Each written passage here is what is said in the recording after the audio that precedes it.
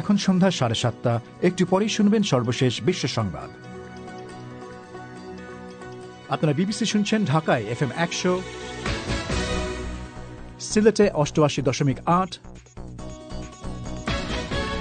রংপুরে 88.8। আপনারা যেখানে আছেন বিবিসি আপনার সাথেই আছে।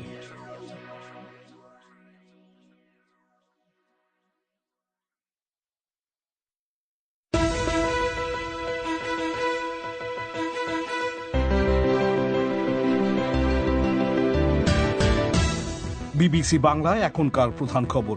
করোনা মহামারীর মধ্যে বিশ্বের অর্থনীতি আগের জায়গায় ফিরে আসতে 2 বছর লেগে যাবে বলছে OECD। বাংলাদেশের আদালত বলছে এখন থেকে যাবজ্জীবন মানে 30 বছরের কারাদণ্ড। আরেকটি কারাদণ্ড হচ্ছে আমৃত্যু। একে মৃত্যুদণ্ডের বিকল্প হিসেবে দেখছেন মানবাধিকার কর্মীরা। আমি মনে করি যে মৃত্যুদণ্ডটা তো শেষ হয়ে যাওয়া, অনেক নির্দোষ ব্যক্তি অনেক সময় ঢুকে যায়, সেই জায়গাগুলো থেকেই যদি চিন্তা করে এই অপশনটা রাখা যায় তাহলে পরে কখনো কখনো আমরা মৃত্যুদণ্ডের মতো একটা মারাত্মক জায়গা থেকে আমরা একটু হলেও কমে আসবো। বাংলাদেশ তৃতীয় সাবমেরিন কেবলের সঙ্গে যুক্ত হতে যাচ্ছে। রয়েছে সোশ্যাল মিডিয়ার খবর।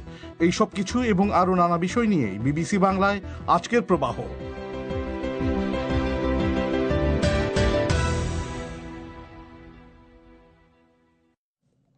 বিবিসি বাংলার সন্ধেবেলার আয়োজন প্রবাহ শর্টওয়েভ ছাড়াও প্রচারিত হচ্ছে FM তরঙ্গে বাংলাদেশে প্রধান 10টি শহরে, আর ইন্টারনেটে এই অনুষ্ঠানটি লাইভ প্রচারিত হচ্ছে bbcbangla.com ওয়েবসাইট থেকে। আজকের প্রবাহ পরিবেশন করছি আমি মাসুদ হাসান খান। একটু আগে যেমনটা শুনছিলেন, করোনা ভাইরাস মহামারীর মধ্যে বিশ্বের অর্থনীতি আবার আগের জায়গায় ফিরে আসতে 2 বছর লেগে যাবে। আর এই পুনরুদ্ধারের গতি হবে ধীর এবং সব জায়গায় একইভাবে তা ঘটবে না বলে বলছে একটি আন্তর্জাতিক সংস্থা।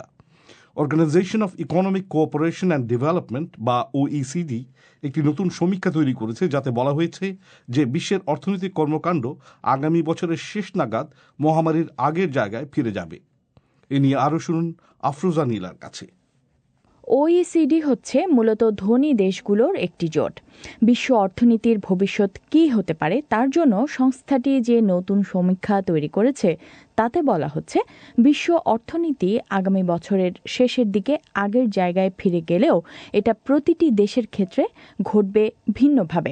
করোনা ভাইরাস ভ্যাকসিন তৈরির প্রচেষ্টার ব্যাপারে এই রিপোর্টে সতর্ক আশাবাদ ব্যক্ত করা হয়েছে। তবে মহামারী শুরু হওয়ার পর এই প্রথমবারের মতো OECD মনে করছে উজ্জ্বল ভবিষ্যতের আশা করা যায়। সংস্থাটির সমীক্ষা বলছে চীনের অর্থনৈতিক প্রবৃদ্ধি বেশ জোরদারভাবে ঘটবে। আগামী বছর সারা বিশ্বে যতটা প্রবৃদ্ধি অর্জিত হবে তার 1/3 ঘটবে চীনে। 2021 সালে ধনী দেশগুলোতে অর্থনৈতিক প্রবৃদ্ধি অর্জিত হবে আংশিকভাবে। মহামারীর মধ্যে ব্যাপক সাহায্য দেওয়ার পরও নানা দেশের সামাজিক এবং অর্থনৈতিক বুনট ক্ষতিগ্রস্ত হয়েছে বলে OECD ওই সমীক্ষায় উল্লেখ করেছে। এতে আশঙ্কা করা হয়েছে যারা সবচেয়ে ক্ষতিগ্রস্ত তাদের দুর্দশা আগামী বছর বেশি মাত্রায় চলতে থাকবে। ছোট ব্যবসা এবং ছোট উদ্যোগ লাটে ওঠার সম্ভাবনাও রয়েছে। OECD সুপারিশ করছে মহামারীতে সবচেয়ে বেশি হুমকির মধ্যে রয়েছে যারা, সরকারের উচিত তাদের দিকেই বেশি মনোযোগ দেয়া। আফরোজা নীলা। বাংলাদেশে যাবজ্জীবন কারাদণ্ডের সাজার মেয়াদ কতদিন হবে তা ব্যাখ্যা করে রায় দিয়েছে সুপ্রিম কোর্ট। রায় বলা হয়েছে সাধারণভাবে যাবজ্জীবন মানে 30 বছরের কারাদণ্ড। তবে আদালত, ট্রাইব্যুনাল বা আন্তর্জাতিক অপরাধ আদালত চাইলে কাউকে আমৃত্যু কারাদণ্ডের আদেশ দিতে পারবে। সেক্ষেত্রে ওই ব্যক্তিকে 30 বছর নয় বরং স্বাভাবিকভাবে মৃত্যু না হওয়া পর্যন্ত কারাভোগ করতে হবে। মানবাধিকার কর্মীরা বলছেন রায়ে এই দুটি বিষয় অন্তর্ভুক্ত করার কারণে অপব্যবহার কমে আসবে। সে সাথে আমৃত্যু কারাভোগের বিষয়টিকে তারা মৃত্যুদণ্ডের বিকল্প হিসেবেও দেখছেন। এ নিয়ে বিস্তারিত শুনুন সংবাদদাতা মুন্নি আক্তারের কাছে। বাংলাদেশের সর্বোচ্চ আদালতের আপিল বিভাগ আজ এক রিভিউ আবেদনের চূড়ান্ত রায় ঘোষণা করেছে, যেখানে যাবজ্জীবন সাজার মেয়াদ কত হবে তা নির্ধারণ করা হয়েছে। এই রায়ে বলা হয়েছে যে বাংলাদেশের আইন অনুযায়ী যাবজ্জীবন সাজার অর্থ হবে 30 বছর কারাদণ্ড। তবে কোনো নির্দিষ্ট আদালত বা ট্রাইব্যুনাল যদি কোনো ব্যক্তিকে আমৃত্যু কারাদণ্ডের আদেশ দিয়ে থাকেন, তাহলে ওই ব্যক্তির জন্য রেয়াত বা সাজা কমার কোনো সুবিধা প্রযোজ্য হবে না, বলছিলেন রিভিউ আবেদনকারীর পক্ষের আইনজীবী শিশির মনির। আপিল বিভাগ তার শর্ট অর্ডারে বলেছে যে বাংলাদেশের দণ্ডবিধি এবং ফৌজদারি কার্যবিধি অনুযায়ী যাবজ্জীবন সাজার অর্থ হবে 30 বছর কারাদণ্ড। তবে কোনো নির্দিষ্ট আদালত অথবা ট্রাইব্যুনাল যদি কোনো ব্যক্তিকে আমৃত্যু কারাগারের আদেশ দিয়ে থাকেন, সেক্ষেত্রে ওই ব্যক্তির জন্য কোন ধরনের রেয়াত বা বেনিফিট প্রযোজ্য হবে না। তিনি আমৃত্যুই কারাগারে থাকতে হবে, যেহেতু তিনি কোনো বেনিফিট পাওয়ার হকদার নন। এর আগে 2001 সালে রাজধানী ঢাকার অদূরে সাভারে জামান নামে এক ব্যবসায়ীকে গুলি করে হত্যার ঘটনায় 2003 সালে 3 জনকে মৃত্যুদণ্ড দিয়েছিল আদালত। এই রায়ের বিরুদ্ধে আসামিরা আপিল করলে শেষমেশ তাদের মৃত্যুদণ্ডের সাজা বাতিল করে যাবজ্জীবন কারাদণ্ডের রায় দেয়া হয়। তবে রায়ে উল্লেখ করা হয় যে তাদের আমৃত্যু কারাভোগ করতে হবে। এই ঘটনার পর যাবজ্জীবনের সাজার মেয়াদ নিয়ে বিভ্রান্তিতে পড়েছিলেন আইনজীবীরা, কারণ এর আগে সরকারি সার্কুলারে যাবজ্জীবন কারাদণ্ডের মেয়াদ 30 বছর বলে উল্লেখ করা হয়েছিল। এর জের ধরে করা এক রিভিউ আবেদনের রায়ে আজ যাবজ্জীবন কারাদণ্ডের মেয়াদ নিয়ে ব্যাখ্যা দিল সর্বোচ্চ আদালত। আইনজীবী শিশির মনির বলেন, এর মাধ্যমে আপাতত বিভ্রান্তি দূর হল। আজ পর্যন্ত যত বিভ্রান্তি ছিল আইনজীবীদের মধ্যে এবং আইন অঙ্গনে, এর একটি প্রাথমিক সমাধান হলো। প্রাথমিক সমাধানটা এভাবে হলো যে 30 বছর ধরেই যাবজ্জীবন কারাদণ্ডের হিসেব করতে হবে। আপাতত বিষয়টি নিয়ে কনফিউশন থাকলো না। তবে আমৃত্যু কারাগারের বিষয়টি কারাগারে কেমন করে মেনটেন করা হবে, এই ব্যাপারে পরবর্তীতে সরকার কর্তৃক নিশ্চয়ই কোনো নির্দেশনা আসতে পারে। আইন বিশেষজ্ঞরা বলছেন, আইনের 4টি ধারাকে বিশ্লেষণ করে এই রায় দেয়া হয়েছে। অ্যাটর্নি জেনারেল AM আমিনউদ্দিন বলেছেন, পুরো রায় প্রকাশ না হওয়া পর্যন্ত এর বিশ্লেষণ করা সম্ভব হবে না। সাধারণভাবে যাবজ্জীবন বলতে একজন মানুষের স্বাভাবিক জীবনকে বোঝাবে। 2 নম্বরে বলছে যে কয়েকটা সেকশন বলছে 45, 55, 56, এগুলো সব বিশ্লেষণ করলে মনে হবে এটা 30 বছর। মেইনলি আইনের 4টা ধারাকে বিশ্লেষণ করছে। যেখানে বলছে যে 35A বলছে যে একটা মানুষের জীবনে মানে যে বছর বিচারাধীন বন্দী হিসেবে সে জেল কাটবে, সেটা তখন তার মূল যে জাজমেন্ট দিয়ে তখন বাদ যাবে। যদি তার আমৃত্যু যদি জেল হয় তাহলে এটা 35A তো রিডান্ডেন্ট হয়ে যাবে। এটাই মেইনলি চিন্তা করছে ওনারা। মানবাধিকার কর্মীরা এই রায়কে স্বাগত জানিয়েছেন। মানবাধিকার কর্মী এবং আইনজীবী এলিনা খান বলেন, আমৃত্যু কারাদণ্ডের ক্ষেত্রে রেয়াতের মতো সুবিধা ব্যবহার করে আইনের ফাঁক গলে গুরুতর মামলার আসামিরা পার পেয়ে যেতে পারবে না। আর দ্বিতীয়ত, বিশেষ বা গুরুতর মামলার ক্ষেত্রে আমৃত্যু কারাদণ্ড রাখা হলে সেটি মৃত্যুদণ্ডের সাজার বিকল্প হিসেবে ব্যবহৃত হতে পারে, বলছিলেন মানবাধিকার কর্মী এলিনা খান। আমি মনে করি যে মৃত্যুদণ্ডটা তো শেষ হয়ে যাওয়া, অনেক নির্দোষ ব্যক্তি অনেক সময় ঢুকে যায়। সেই জায়গাগুলো থেকেই যদি চিন্তা করে এই অপশনটা রাখা যায়, তাহলে পরে কখনো কখনো আমরা মৃত্যুদণ্ডের মতো একটা মারাত্মক জায়গা থেকে আমরা একটু হলেও কমে আসবে। আর রাজনৈতিক সুবিধা, আশ্রয়, বিভিন্ন দুর্নীতির মধ্যে দিয়ে এই সমস্ত লোকগুলা কিন্তু বের হয়ে যাওয়ার একটা স্কোপ পায়। সেই জায়গাগুলো থেকে আপনার ঘটনার গুরুত্ব বুঝে আমার মনে হয় মাননীয় বিচারকরা এই ব্যবস্থা বা সিদ্ধান্ত গ্রহণ করবেন। তবে কোন কোন ক্ষেত্রে আমৃত্যু যাবজ্জীবন কারাদণ্ড দেয়া যাবে সে বিষয়ে এখনও বিস্তারিত কিছু জানানো হয়নি। সংবাদদাতা মুন্নি আক্তার, ঢাকা থেকে। বাংলাদেশের শিক্ষা কর্তৃপক্ষ বলছে 2022 সাল থেকে সে দেশে প্রাথমিক ও মাধ্যমিক পর্যায়ে পাঠ্যসূচিতে নতুন নামের কয়েকটি বিষয় যোগ করা হচ্ছে। বিষয়গুলো হলো জীবন ও জীবিকা, ভালো থাকা এবং শিল্প ও সংস্কৃতি। তবে নামের দিক থেকে নতুন হলেও বিষয়বস্তুর দিক থেকে পুরোপুরি নতুন নয় বলেই বলছেন সংশ্লিষ্ট কর্মকর্তারা। পরীক্ষার ভার কমিয়ে এনে শিক্ষাকে শিশু কিশোরদের উপযোগী করা এবং বৈশ্বিক মানের কথা বিবেচনা করেই এসব পরিবর্তন আনা হচ্ছে বলে তারা বলছেন। এই খবরটির দিকে নজর রাখছিলেন ঢাকায় আমাদের সংবাদদাতা রাকিব হাসনাত। তার কাছে আমি জানতে চেয়েছিলাম কি রয়েছে এসব নতুন বিষয়ে। প্রথমত, এই বিষয়গুলো নাম নতুন, কিন্তু বিষয়গুলোর মধ্যে যে সমস্ত কন্টেন্ট থাকবে তার অনেক কিছুই ভিন্ন নামে এখনও শিক্ষার্থীদের পড়ানো হয়। তবে হ্যাঁ, বিস্তৃতভাবে হয়তো অনেক কিছু নেই। যেমন ধরুন, জীবন ও জীবিকা, এটি বাংলাদেশের যে পাঠ্যপুস্তক প্রণয়নের দায়িত্বে যারা রয়েছেন, অর্থাৎ NCTB অর্থাৎ জাতীয় শিক্ষাক্রম ও পাঠ্যপুস্তক বোর্ড, যারা এই কাজগুলো করছেন তারা বলছেন যে এই জীবন ও জীবিকা এই বিষয়টি আগেও ছিল, কিন্তু এই বিষয়টি এই নামে ছিল না। এখানে কারিগরি শিক্ষা নামে ছিল কোনো শ্রেণীতে, কিংবা ভোকেশনাল কোর্স হিসাবে কোথাও কোথাও পড়ানো হয়, অর্থাৎ বিষয়গুলো আছে। তারা এখন যেটি বলছেন যে জীবন জীবিকা বিষয়টি হবে সম্পূর্ণ অকুপেশনাল বা পেশাভিত্তিক। এখন যেটি ভোকেশনাল কোর্স হিসাবে পড়ানো হয় সেটাকে একটু সংশোধন এবং পরিমার্জন করে সফট স্কিল তৈরি হয়, সেই ধরনের জ্ঞান আহরণের একটা সুযোগ দেয়া হবে শিক্ষার্থীদের। তারা কিছু উদাহরণ দিচ্ছেন, যেমন ধরুন হোটেল ম্যানেজমেন্টের বেসিক কিছু বিষয় স্টুডেন্ট লাইফ থেকেই তারা শিখতে শুরু করবে।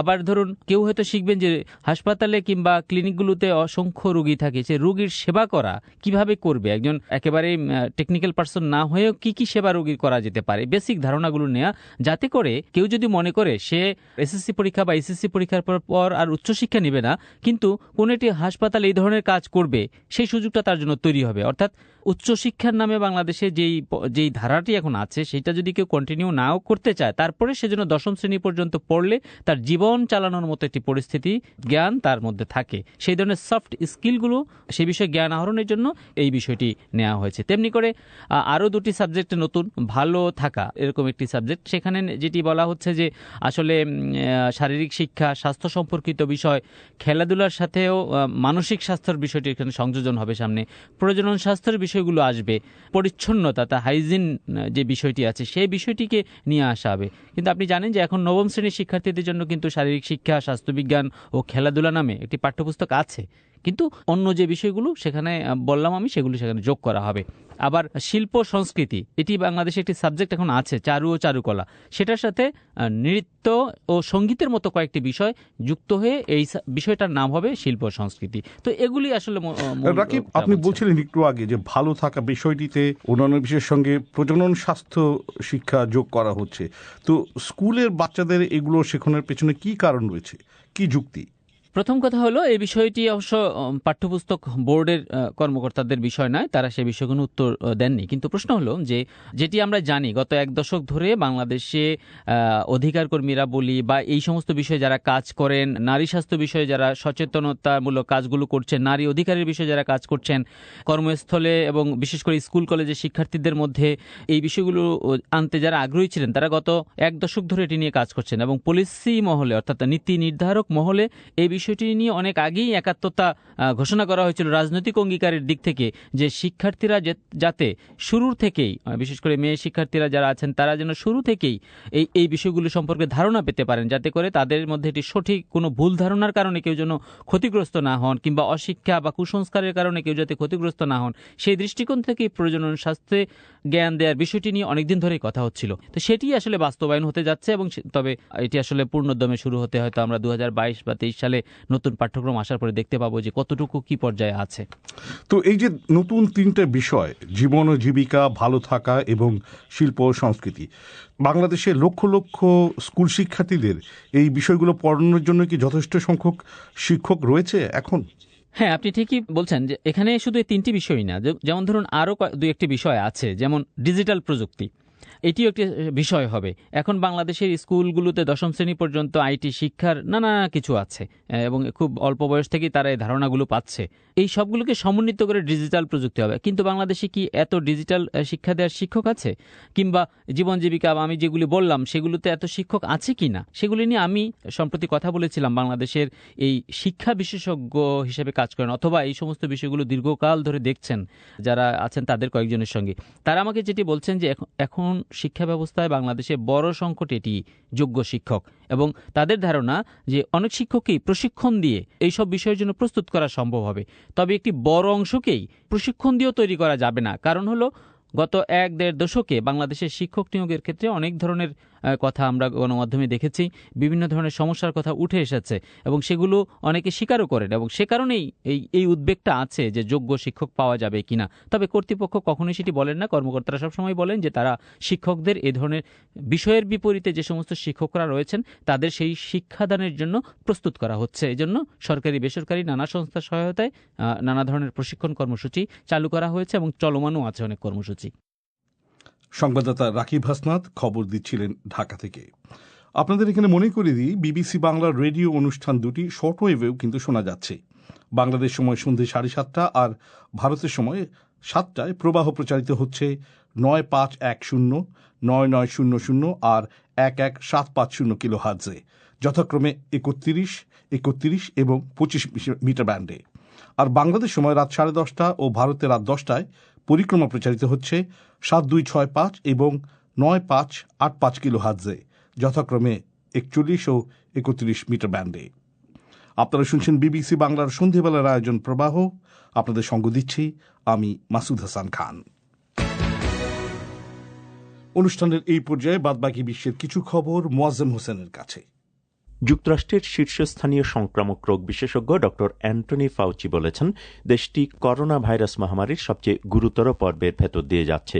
বিবিসিকে মিস্টার ফাউচি বলেন, এখন প্রতিদিন 1 থেকে 2 লক্ষ লোক সংক্রমিত বলে চিহ্নিত হচ্ছে এবং প্রতিদিন 1 থেকে 2000 পর্যন্ত মানুষ মারা যাচ্ছে। মিস্টার ফাউচি এমন সময় এই মন্তব্য করলেন যখন প্রেসিডেন্ট ট্রাম্পের করোনা ভাইরাস সংক্রান্ত উপদেষ্টা স্কট অ্যাটলাস মাত্র 4 মাস দায়িত্ব পালনের পর পদত্যাগ করেছেন। জাতিসংঘ আগামী বছর বিশ্বের বিভিন্ন স্থানে মানবিক ত্রাণ দিতে $3,500 কোটি রেকর্ড পরিমাণ অর্থের জন্য আবেদন জানিয়েছে। জাতিসংঘ বলছে, করোনা ভাইরাস মহামারীর কারণে এবার সাহায্যের প্রয়োজন এমন মানুষের সংখ্যা 40% বেড়ে যাবে। আশঙ্কা করা হচ্ছে যে ধনী দাতা দেশগুলো এখন বৈদেশিক সাহায্যের পরিবর্তে নিজ নিজ দেশে অর্থ ব্যয় করার দিকে মনোযোগ দেবে। বিশ্বজুড়ে ফসিলজাত জ্বালানির সুযোগ নেবার অভিযোগ এনে অ্যাংলো ডাচ কোম্পানি শেলকে আদালতে নিয়ে গেছে নেদারল্যান্ডসের পরিবেশবাদীরা। এই কোম্পানি নেদারল্যান্ডসের আইন ভঙ্গ করে বিশ্বব্যাপী তেল ও গ্যাসের ব্যবহার কমানোর পথে ইচ্ছাকৃতভাবে বাধা সৃষ্টি করছে বলে দ্য হেগের আদালতে 4 দিনব্যাপী শুনানিতে যুক্তি তুলে ধরা হবে। পাকিস্তানের এক নারী জাতীয় ক্রিকেট দলের অধিনায়ক বাবর আজমের বিরুদ্ধে ধর্ষণের অভিযোগ আনলেও কেন মিস্টার আজমের বিরুদ্ধে কোনো ফৌজদারি মামলা নেওয়া হয়নি, লাহোরের একটি আদালত পুলিশের কাছে তার ব্যাখ্যা চেয়েছে। ওই নারী অভিযোগ করেছেন, তিনি যখন নাসিরাবাদের পুলিশের কাছে অভিযোগ নিয়ে যান, পুলিশ তার বিবৃতি নিতে অস্বীকৃতি জানায়। হংকং এবং সিঙ্গাপুরের মধ্যে বিমানে ভ্রমণের জন্য একটি সুরক্ষা বলয় চালু করার পরিকল্পনা দ্বিতীয়বারের মতো স্থগিত করা হয়েছে। এই সুরক্ষা ব্যবস্থার আওতায় দুটি দেশের মধ্যে বিনা কোয়ারেন্টিনে ভ্রমণ সম্ভবপর হতো। ব্রাজিলের ক্রিসিওমা শহরের কর্তৃপক্ষ বলছে, ভারী অস্ত্র ব্যবহার করে এবং রাস্তায় বোমা ফাটিয়ে একটি দল শহরের বেশ কয়েকটি জায়গায় একযোগে ব্যাংক ডাকাতি করেছে। মোয়াজ্জেম হোসেন। বাংলাদেশ তৃতীয় সাবমেরিন কেবলের সঙ্গে যুক্ত হতে যাচ্ছে, যেমনটা একটু আগে শুনছিলেন। আজ জাতীয় অর্থনৈতিক পরিষদের নির্বাহী কমিটি একনেকে এই সংক্রান্ত একটি প্রকল্প অনুমোদিত হয়েছে। সরকার বলছে, তৃতীয় সাবমেরিন কেবলের সঙ্গে যুক্ত হওয়ার এই প্রকল্প বাস্তবায়নে প্রায় 700 কোটি টাকা খরচ হবে।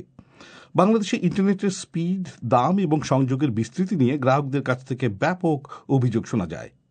তৃতীয় সাবমেরিন কেবলের সঙ্গে যুক্ত হওয়ায় গ্রাহকের কি লাভ হবে, খোঁজ নিয়েছেন সংবাদদাতা সাইয়েদা আক্তার।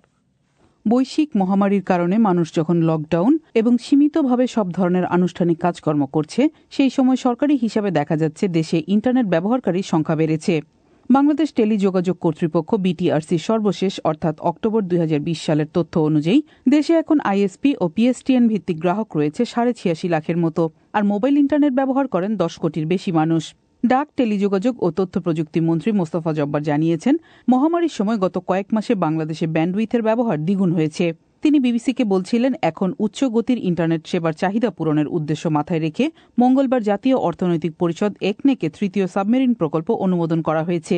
আজকে যেটা আমরা অনুমোদন নিলাম সেটা সিমিউইজ 6 এর জন্য নিয়েছি। সিমিউইজ 6 এর যে দেশগুলো আছে 15টা দেশ, এই 15টা দেশের সিঙ্গাপুর থেকে ফ্রান্স পর্যন্ত সম্প্রসারিত, এবং এটার প্রাথমিক যে কাজগুলো করা দরকার সেগুলো করে ফেলা হয়েছে।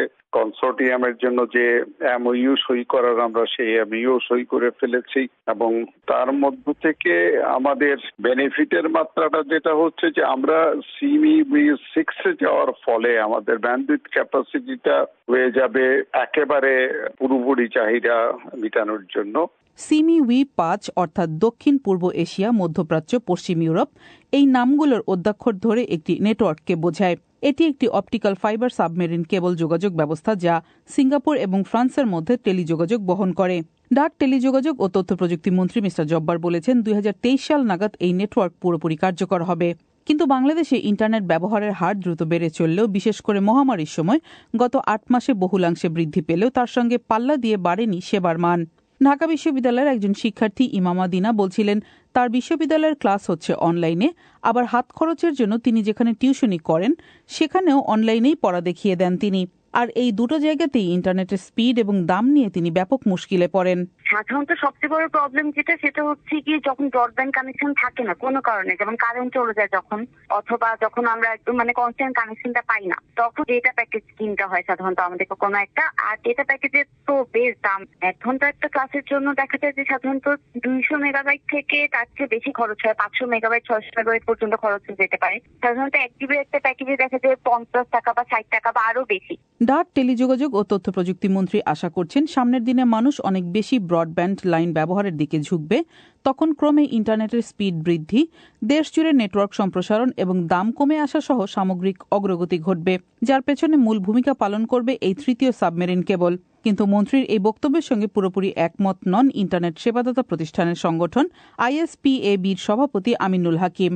তিনি বলছেন, দাম কমা এবং সেবার মান বাড়ানোর জন্য স্থানীয় অবকাঠামোতে উন্নতি আনতে হবে। CME-4 যখন আমাদের ব্যবহারযোগ্য থাকবে না, তখন কিন্তু আমরা সাবমেরিন কেবলের রিডান্ডেন্সিটা এনশিওর করতে পারছি। বহির্বিশ্বের সাথে যে আমাদের যোগাযোগটা হচ্ছে, এটা আনইন্টারাপ্ট হবে এতটুকু বলা যেতে পারে। বাট লোকাল ইনফ্রাস্ট্রাকচারের উপর ডিপেন্ড করবে আপনার এই অ্যাক্সেসিবিলিটি কতটুকু আমরা এনশিওর করছি, অ্যাফোর্ডেবল প্রাইসে এনশিওর করতে পারছি কিনা, এই টোটালটা কিন্তু আমার লোকাল ট্রান্সমিশনের উপর বেস করে নির্ভর করে। তৃতীয় সাবমেরিন কেবলে যুক্ত হতে কক্সবাজার ল্যান্ডিং স্টেশন থেকে গভীর সমুদ্রের মূল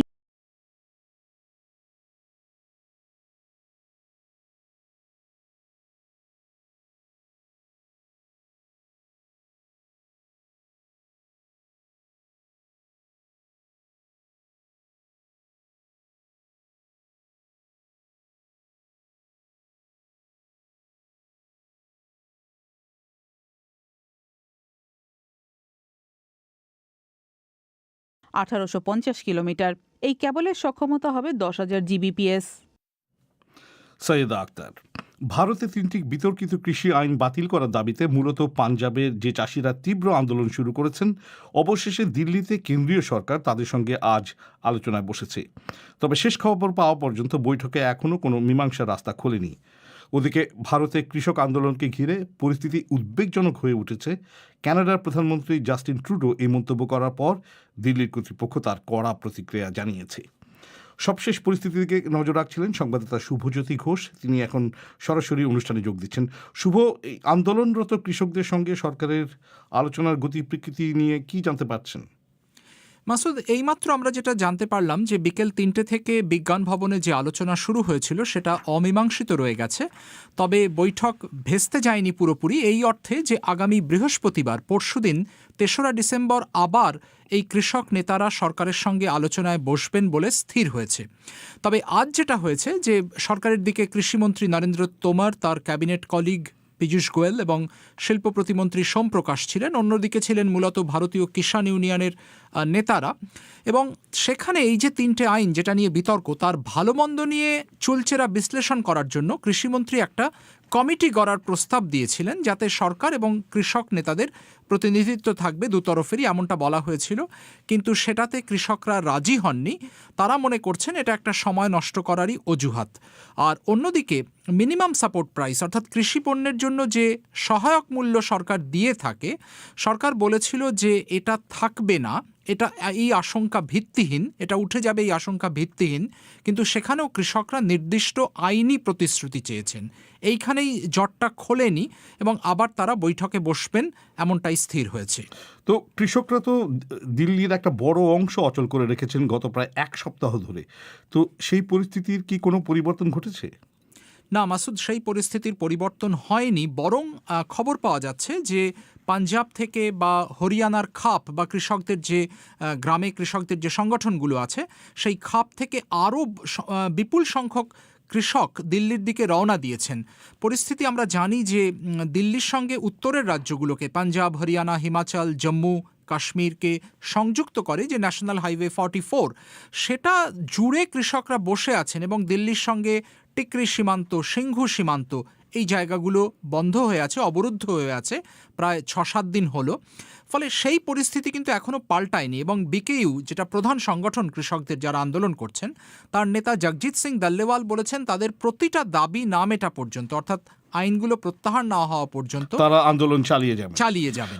আচ্ছা, এই যে জাস্টিন ট্রুডোর এই মন্তব্যকে ঘিরে কানাডার সঙ্গেও তো ভারত একটা কূটনৈতিক সংঘাতে জড়িয়ে পড়ছে বলে মনে হচ্ছে।